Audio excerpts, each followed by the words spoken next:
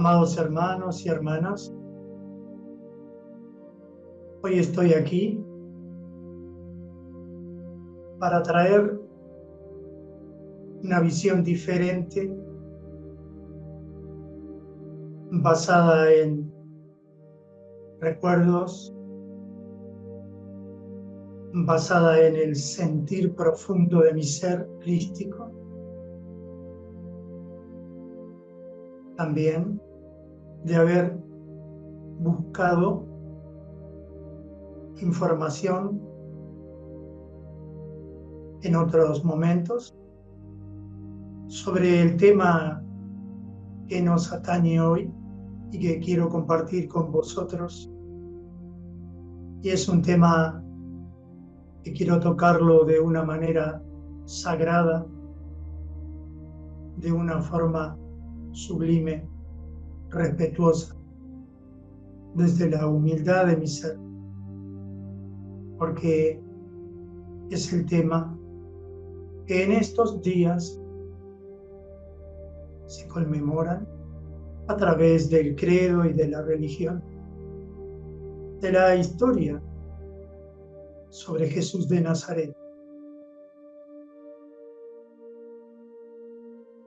Quiero traer una visión diferente basada en lo que dije anteriormente sobre mis vivencias, mis recuerdos que han aflorado a la superficie, sobre mi presencia en aquellos tiempos en el que el Divino Maestro caminaba sobre la tierra. Y quiero dar esa realidad totalmente diferente. Quiero comenzar diciendo: el Maestro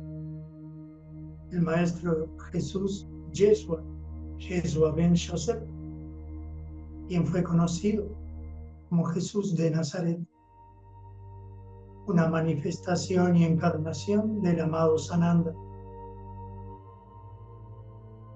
un fractal del Divino Padre Madre Mika, que a través de él pudo vivenciar su creación, haciéndose un auto-otorgamiento, su séptimo auto-otorgamiento y último auto-otorgamiento, a través de la vida de Jesús de Nazaret, a través de Sananda. Realmente, en mis recuerdos, en mi visión, en el sentir de mi ser crítico que me muestra y me habla sobre la realidad de aquellos días, en lo que se conoce como la pasión de Cristo, tengo que decir y expresar con total respeto por todos aquellos que creen, que tienen su fe basada en el mensaje eclesiástico.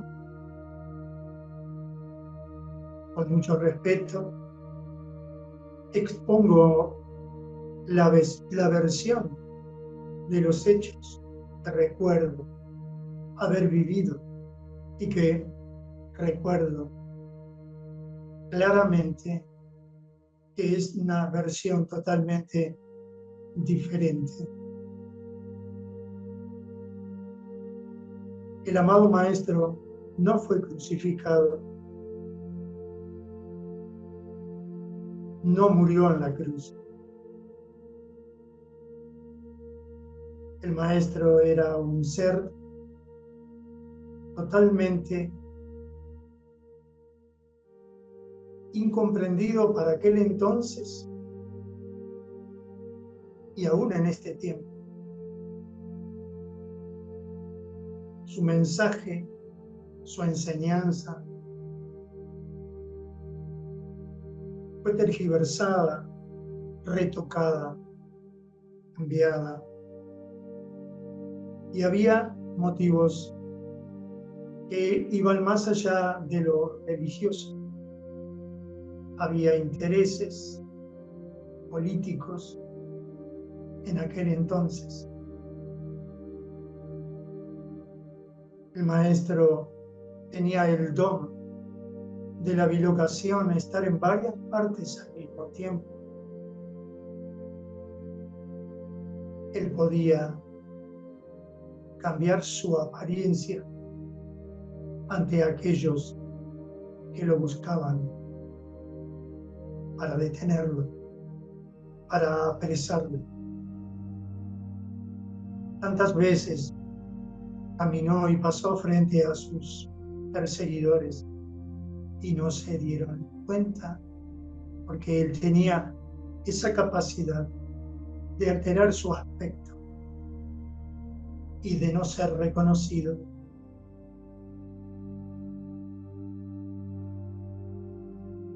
Él tenía el poder de traspasar muros.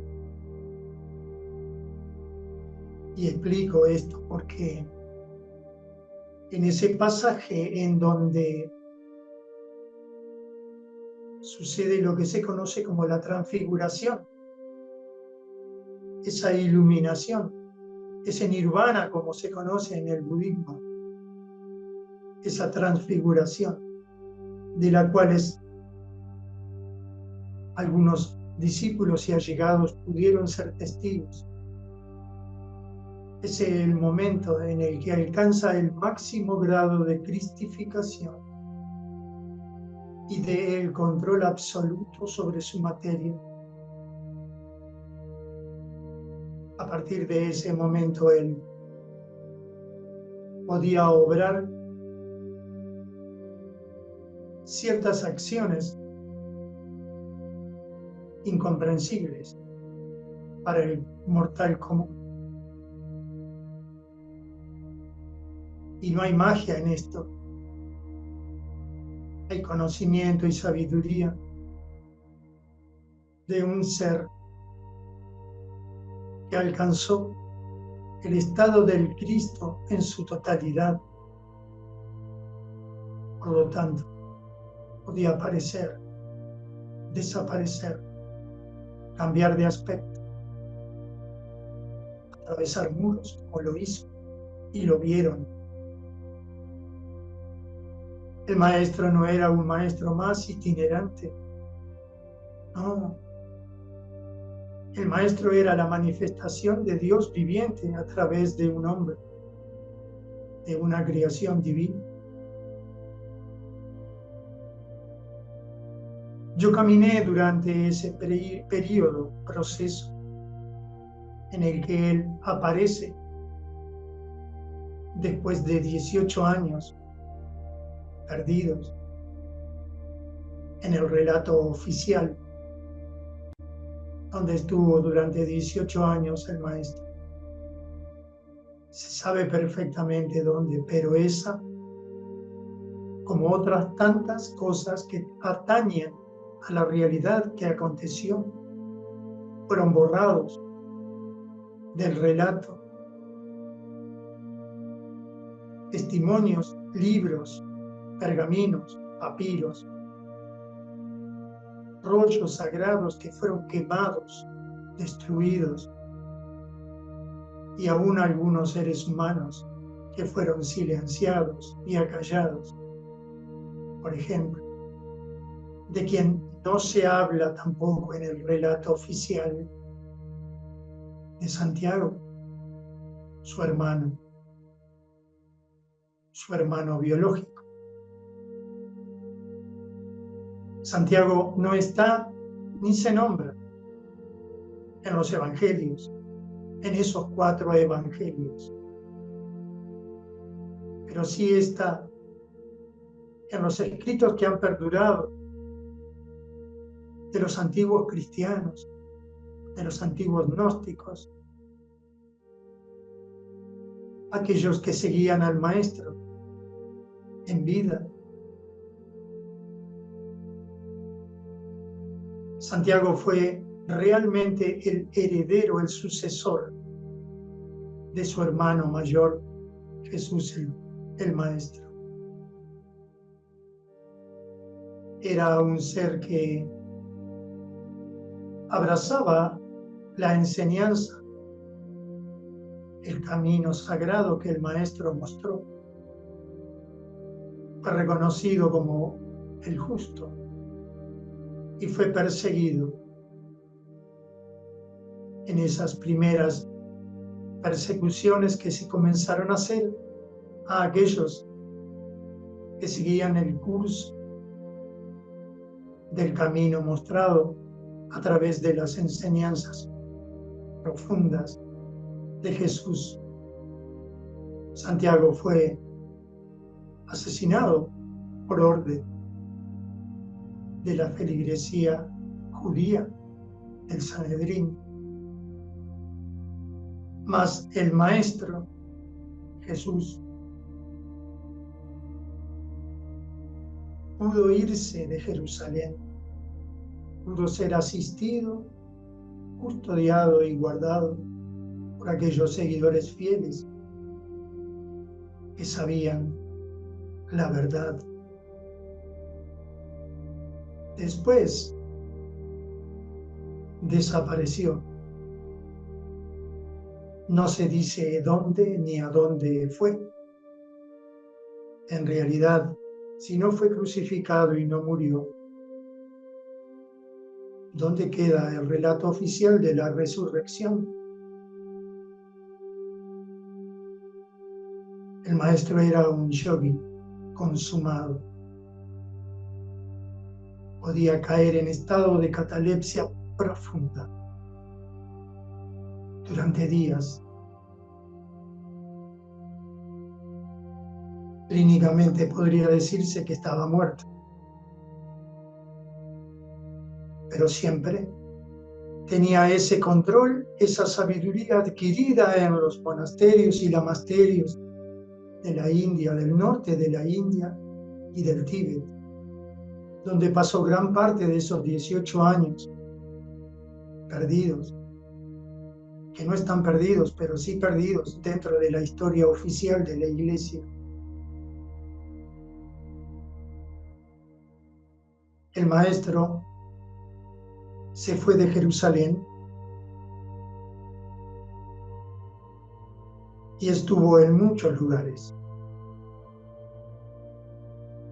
El relato de la ascensión después de la resurrección es parte de un montaje hecho con una aguda inteligencia por aquellos que detentaban el poder. Recuerden que cuando el Imperio Romano acepta el cristianismo como su religión oficial, en el 325 después de Cristo, en el Concilio de Nicea, a partir de ese momento se consolida el relato de un Jesús mártir, un Jesús que vino a sufrir y a morir por nosotros, creando hasta genéticamente la culpa en todos los seres humanos que profesan la religión católica, apostólica, romana y todas las derivaciones que hay de ella. Era importante poner a un Jesús mártir que nos mostró a través del suplicio, del martirio, del dolor, el camino. Pero el Maestro no fue un mártir, ni vino a enseñarnos a través del dolor, nada más lejos de la verdad. El Maestro vino a despertarnos, a hablarnos del amor, de la gracia, a hablarnos de la conciencia crística.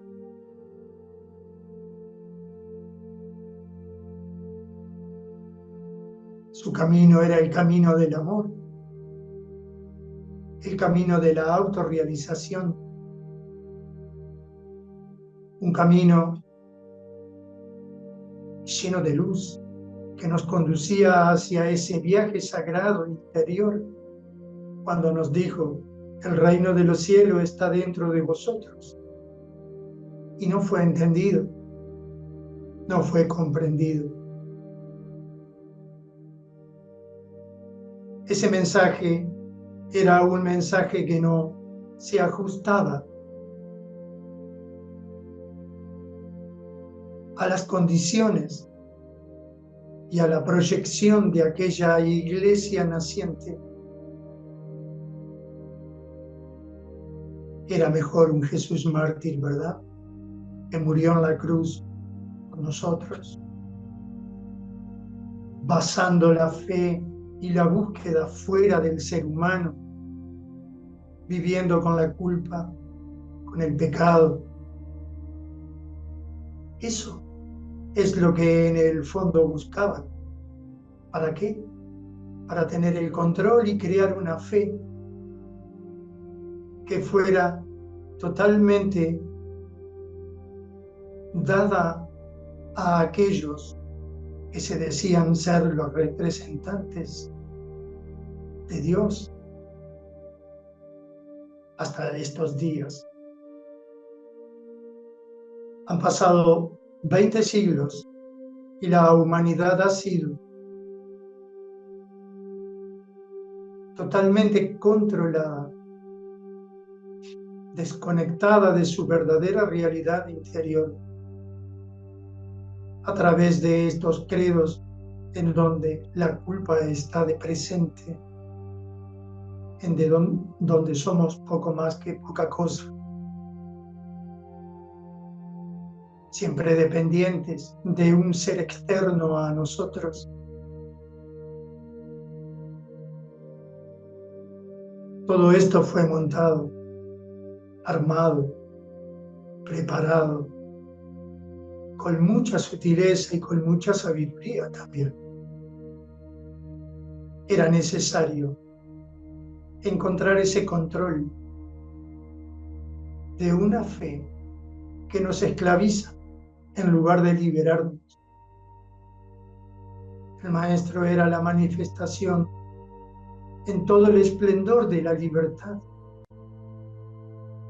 de la expresión de que somos seres divinos creados por obra y gracia de la divinidad de la fuente una, libres por derecho de creación divina, no presos en una fe que a lo largo de los siglos está manchada de sangre, de persecuciones, crímenes y asesinatos, de una institución que está manchada de tanta sangre y que acarrea tanto, pero tanto dolor, siglo tras siglo. El Maestro vino a mostrarnos el camino sagrado, el camino del Cristo, el camino interno, ese camino que yo siempre estoy profesando, ese camino que nos conduce a la libertad, a la liberación, a volvernos como Él, Cristo, en acción. Pero si no despertamos, si no nos buscamos, si no seguimos la directriz amorosa que Él dejó, ¿cómo alcanzaremos esa libertad tan ansiada si aún hay dentro de la mente de los seres humanos creencias, dogmas, sistemas limitantes? Imposible.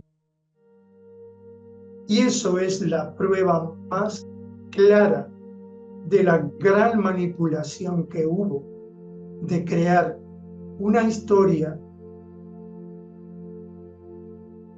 sobre un ser que era un Dios viviente, porque lo era y lo es. Un ser que encarnó y acopló en sí al mismísimo Padre Micael de Nevadón en su auto-otorgamiento para vivir sin perder conciencia que era ser un ser humano de este plano, de esta realidad. Es verdad que el maestro fue perseguido, maltratado, pero ya no era productivo hablar sobre el maestro que iba aldea por aldea de la Galilea antigua, llevando el mensaje, sanando a las personas.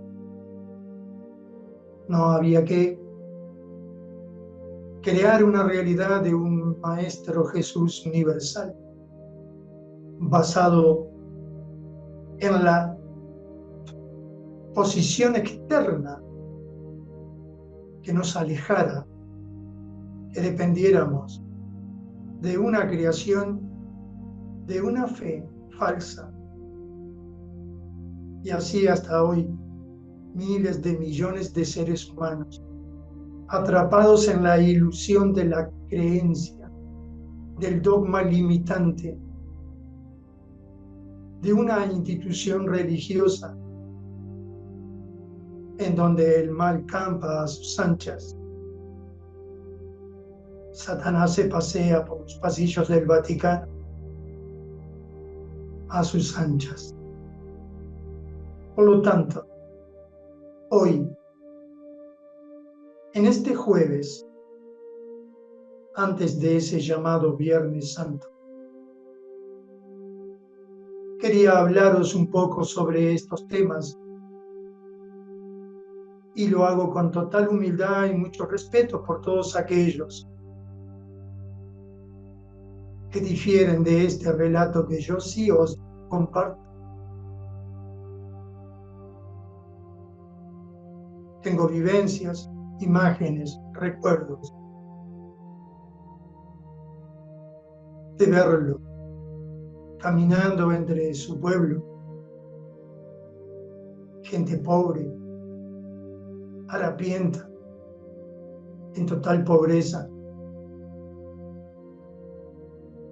liberando de espíritus, liberando de enfermedades. O si él manejaba una energía poderosísima. A veces solo bastaba con estar a su lado y eras realmente sanado porque su frecuencia de vibración, esa energía que se conoce como la energía taquiónica, que pertenece al universo inmaterial. Así que he querido compartir este sentir profundo de mi ser, de mi alma, de mi propio Cristo que me muestra una realidad totalmente diferente. Pero bueno, a veces lleva tiempo que algo que está tan incrustado dentro de la psiquis humana pueda ser extirpado. Depende de cada quien.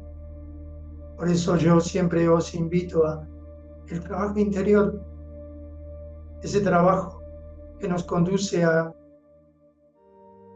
crear realidades que ni siquiera imaginan. Un trabajo y un camino interno desde el corazón, desde esa conciencia profunda crística que mora allí en todos. Él dijo, Cristo sois, cosas mayores que yo haréis. Pero antes deben despojarse, vaciarse vaciarse profundamente, resetearse, para poder alcanzar una conciencia expandida que contempla lo humano en sus miserias y en sus virtudes, una conciencia que está más allá de la conciencia del ego. Es el permitir que se manifieste esa presencia sagrada dentro de cada ser humano, de cada corazón. Os repito, yo caminé al lado del Maestro, tengo claros recuerdos, soy consciente, y Él no murió en la cruz. Aún aquellos que fueron usados por esa emergente institución que comenzaba a formarse, en donde se habla, por ejemplo, de Judas el traidor, nada más lejos de la verdad. Amaba a su maestro y ayudó a cuidarlo, a protegerlo, siempre. No creáis todo lo que dicen, es todo un gran montaje, así como por ejemplo la Navidad, viniendo al caso, creada por una institución religiosa que nos dice que el maestro nació el 25 de diciembre. En realidad nació el 19 de marzo, cuando los pastores sacaban los rebaños a las colinas, cuando el invierno se retiraba. En esa fecha nació el Divino Maestro. Vuelvo a deciros, y por último, para despedirme, sepan que Él no murió en la cruz, no fue torturado. Posiblemente crucificaron a un doble, posiblemente hubo un chivo expiatorio, es lo más seguro, pero no fue Él. Él vino a enseñarnos el camino del amor y de la liberación, a mostrarnos que la historia no era como nos habían contado, pero eso era demasiado peligroso para los intereses tanto de los judíos como de los romanos. Así que bueno, me voy a despedir por aquí. Quería compartirles esto con mucho amor. Comprendo que muchos pueden estar en desacuerdo y es respetado, pero es mi verdad. Es la verdad de alguien que tiene la clara visión y el recuerdo vivo de haber caminado junto a Él. Que la paz sea con todos vosotros. Nos vemos.